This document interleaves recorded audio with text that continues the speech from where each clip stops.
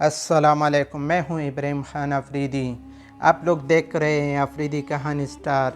کی محمد سے وفا تو نے تو ہم تیرے ہیں، کی محمد سے وفا تو ہم تیرے ہیں، یہ جہاں چیز ہے کیا لہو قلم تیرے ہیں۔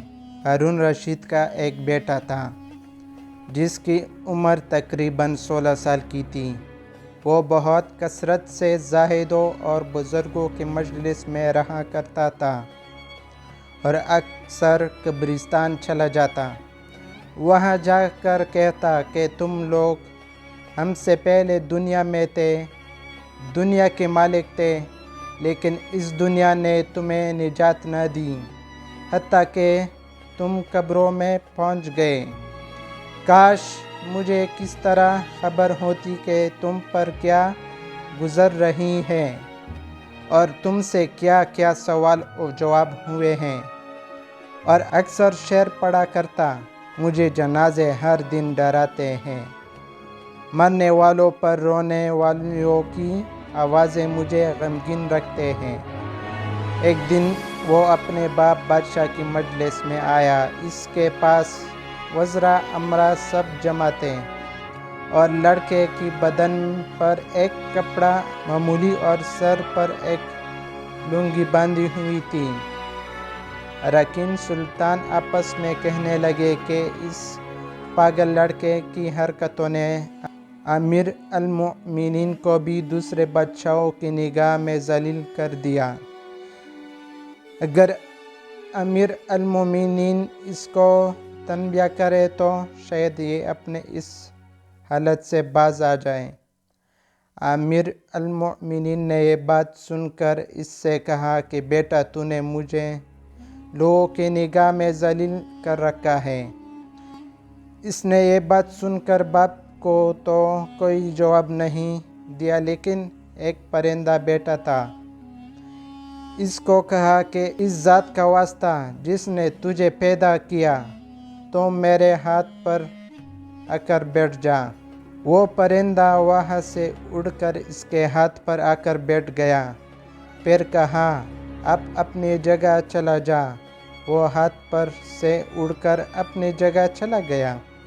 اس کے بعد اس نے عرض کیا کہ ابا جان، اصل میں آپ دنیا سے جو محبت کر رہے ہیں اس نے مجھے رسوا کر رکھا ہے۔ اب میں نے یہ ارادہ کر لیا ہے کہ اب سے جدائی اختیار کر لوں۔ یہ کہہ کر وہاں سے چل دیا اور ایک قرآن شریف صرف اپنے ساتھ لایا۔ چلتے ہوئے ماں نے ایک بہت قیمتی انگوٹھی بھی اس کو دے دی کہ احتیاط کے وقت فروخت کر کے اس کے کام میں لائے۔ وہ یہاں سے چل کر بصرہ پہنچ گیا اور مزدوروں میں کام کرنے لگا۔ ہفتہ میں صرف ایک دن شنبہ کو مزدوری کرتا اور 8 دن تک وہ مزدوری کے پیسے خرچ کرتا اور 8ویں دن پھر شنبہ کو مزدوری کر لیتا اور 1 درہم اور 1 عنق یعنی درہم کا چھٹا حصہ مزدوری لیتا، اس سے کم یا زیادہ نہ لیتا۔ 1 عنق روزانہ خرچ کرتا۔ ابو عامر بصری رحمۃ اللہ علیہ کہتے ہیں کہ میرے ایک دیوار گر گئی تھی، اس کی بنوانے کے لیے میں کسی معمار کی تلاش میں نکلا۔ کسی نے بتایا ہوگا کہ یہ شخص بھی تعمیر کا کام کرتا ہے۔ میں نے دیکھا کہ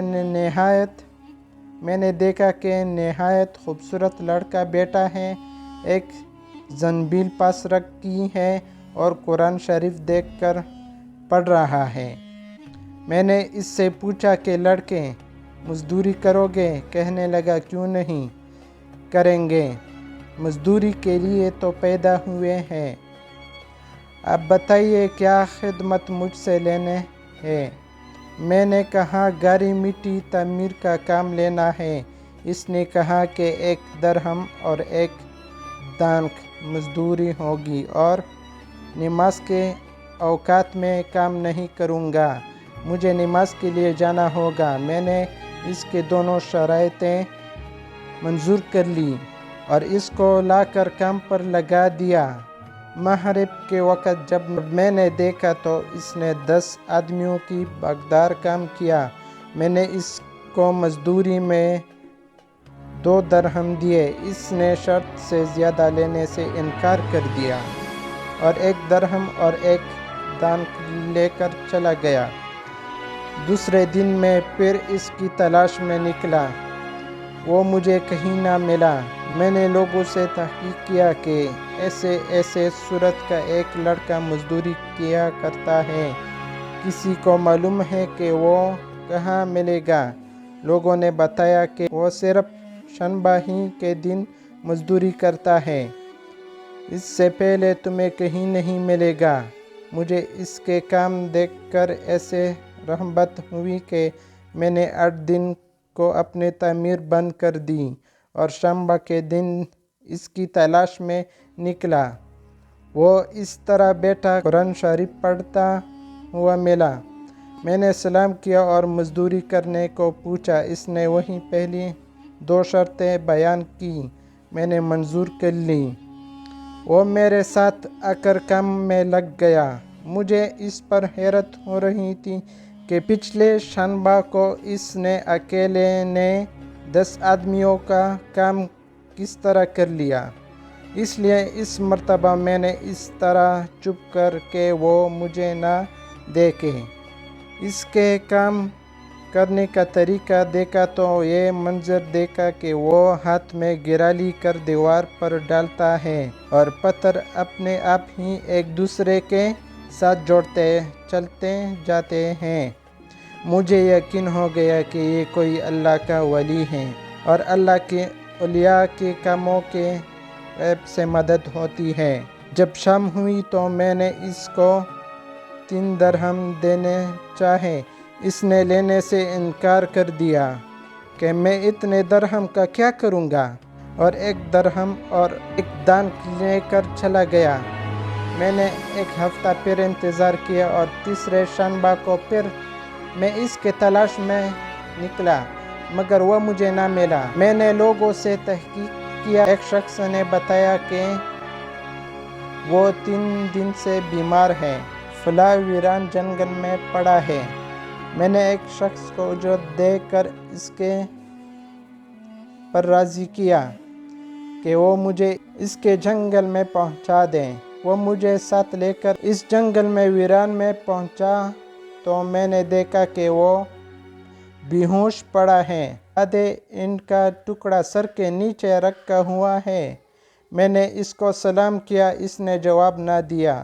میں نے دوسرے مرتبہ سلام کیا تو اس نے آنکھ کھولی اور مجھے پہچان لیا۔ میں نے جلدی سے اس کا سر اینٹ پر سے اٹھا کر اپنے گود میں رکھ لیا۔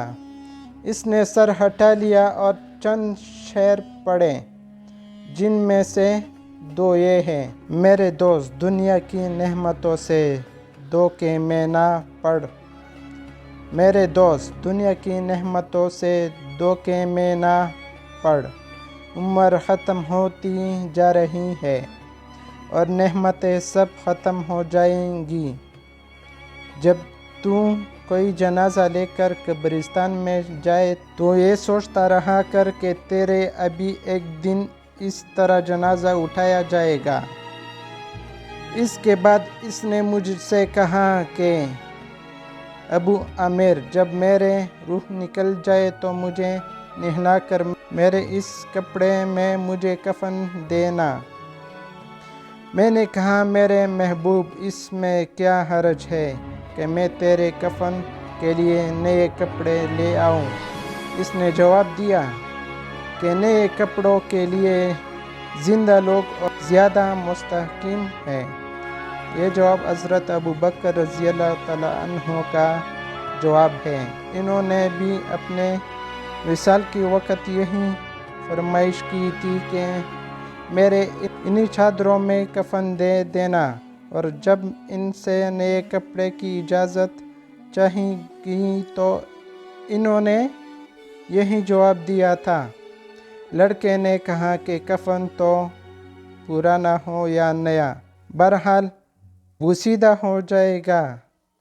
آدمی کے ساتھ تو صرف اس کا عمل ہی رہتا ہے، اور یہ میرے لنگی اور لوٹا قبر کھودنے والے کو مزدوری میں دے دینا، اور یہ انگوٹھا اور قرآن شریف ہارون رشید تک پہنچا دینا، اور اس کا خیال رکھنا کہ خود انہیں کے ہاتھ میں دینا، اور یہ کہہ کر دینا کہ ایک پردیسی لڑکے کی یہ میرے پاس امانت ہے۔ وہ آپ سے یہ کہہ گیا ہے کہ ایسا نہ ہو کہ اس حفلت اور دھوکے کی حالت میں آپ کی موت آ جائے۔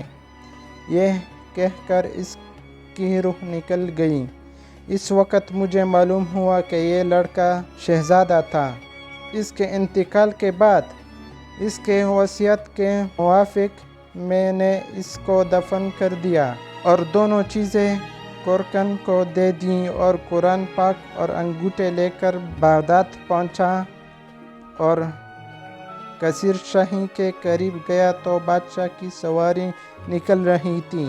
میں ایک اونچی جگہ کھڑا ہو گیا، اور اول ایک بہت بڑا لشکر نکلا جس میں تقریباً 1000 گھوڑے سوار تھے۔ اس کے بعد اس طرح ایک کے بعد دیگر 10 لشکر نکلے، ہر ایک میں تقریباً 1000 سوار تھے۔ سوے چتے میں خود امیر المومنین بھی تھے۔ میں نے زور سے آواز دے کر کہا کہ اے امیر المومنین، آپ کو حضور اقدس صلی اللہ علیہ وآلہ وسلم کی قربت رشتہ داری کا واسطہ ذرا سا توقف کر لیجئے۔ میرے آواز پر انہوں نے مجھے دیکھا تو میں نے جلدی سے آگے بڑھ کر کہا کہ میرے پاس ایک پردیسی لڑکے کی یہ امانت ہے جس نے مجھے یہ وصیت کی تھی کہ یہ دونوں چیزیں آپ تک پہنچا دوں۔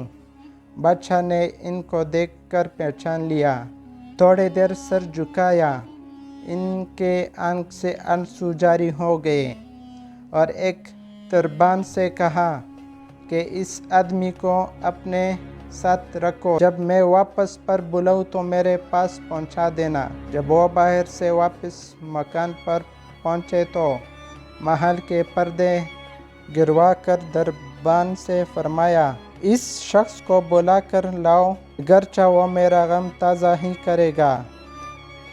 دربان میرے پاس آیا اور کہنے لگا کہ امیر المومنین نے بلایا ہے، اور اس کا خیال رکھنا کہ امیر پر صدمہ کا بہت اثر ہے۔ اگر تم 10 باتیں کرنا چاہتے ہو تو 5 ہی پر اکتفا کرنا۔ یہ کہہ کر وہ مجھے امیر کے پاس لے گیا۔ اس وقت امیر بالکل تنہا بیٹھے تھے۔ مجھ سے فرمایا کہ میرے قریب آ جاؤ۔ میں قریب جا کر بیٹھ گیا۔ کہنے لگا کہ تم میرے اس بیٹے کو جانتے ہو؟ میں نے کہا جی ہاں، میں ان کو جانتا ہوں۔ کہنے لگا وہ کیا کام کرتا تھا؟ میں نے کہا کہ گاری مٹی کی مزدوری کرتے تھے۔ کہنے لگے تم نے بھی مزدوری پر کوئی کام اس سے کرایا ہے؟ میں نے کہا کرایا ہے۔ کہنے لگے تمہیں اس کا خیال نہ آیا کہ حضور اقدس صلی اللہ علیہ وآلہ وسلم سے قربت تھے کہ یہ حضرت حضور صلی اللہ علیہ وآلہ وسلم کے چاچا حضرت عباس رضی اللہ تعالیٰ عنہ کی اولاد ہیں؟ میں نے کہا امیر المومنین، پہلے اللہ جل شانہ سے معذرت چاہتا ہوں، اس کے بعد آپ سے حاضر خواہ ہوں۔ مجھے اس وقت اس کا علم ہی نہ تھا کہ یہ کون ہے۔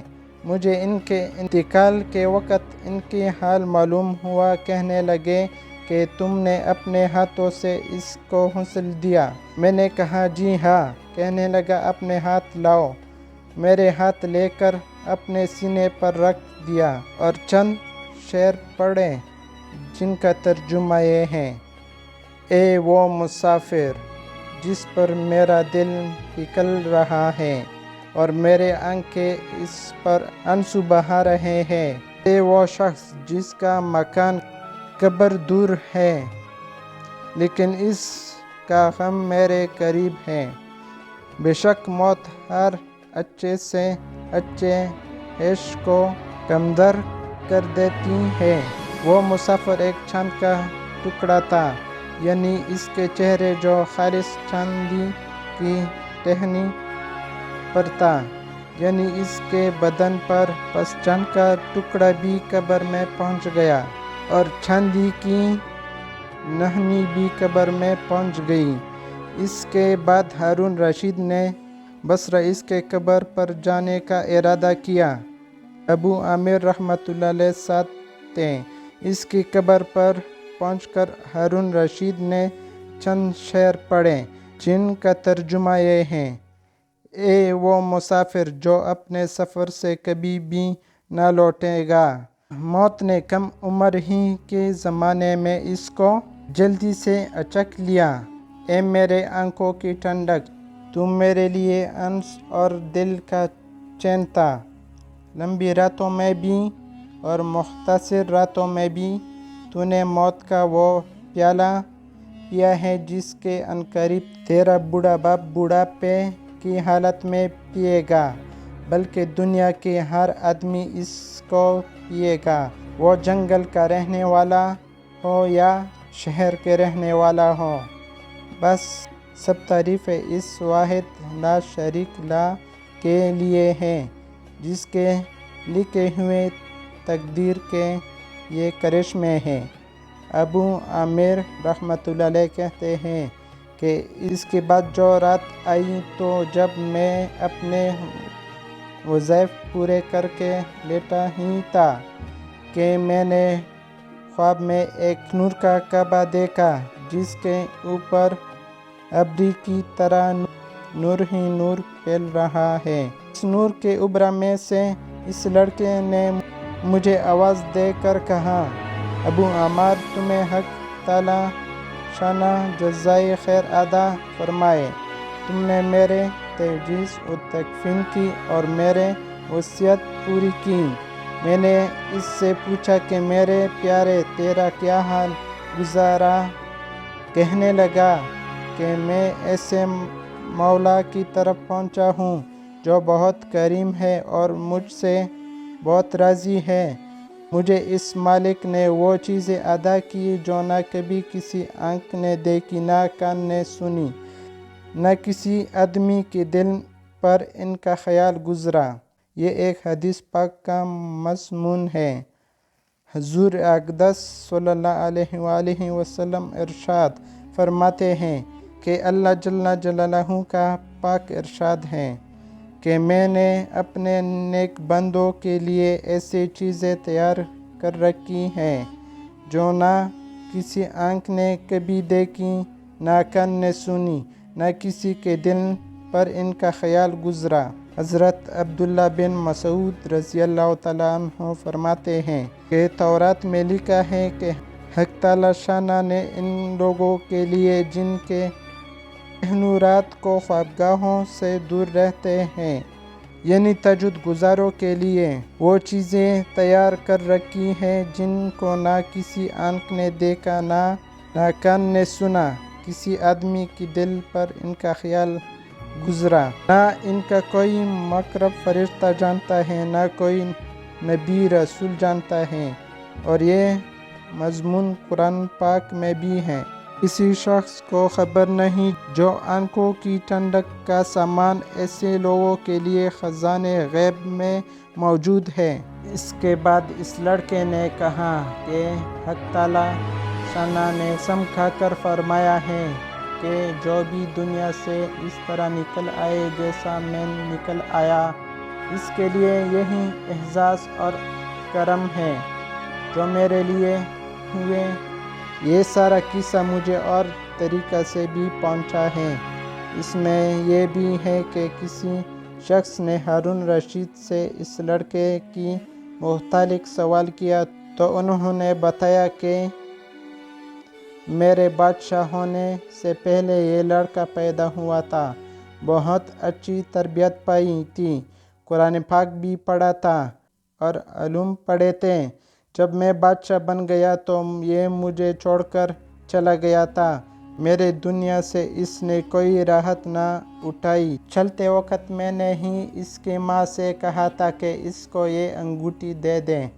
اس انگوٹھی کا یہ قوت بہت زیادہ قیمتی تھا، مگر یہ اس کو بھی کام میں نہ لایا۔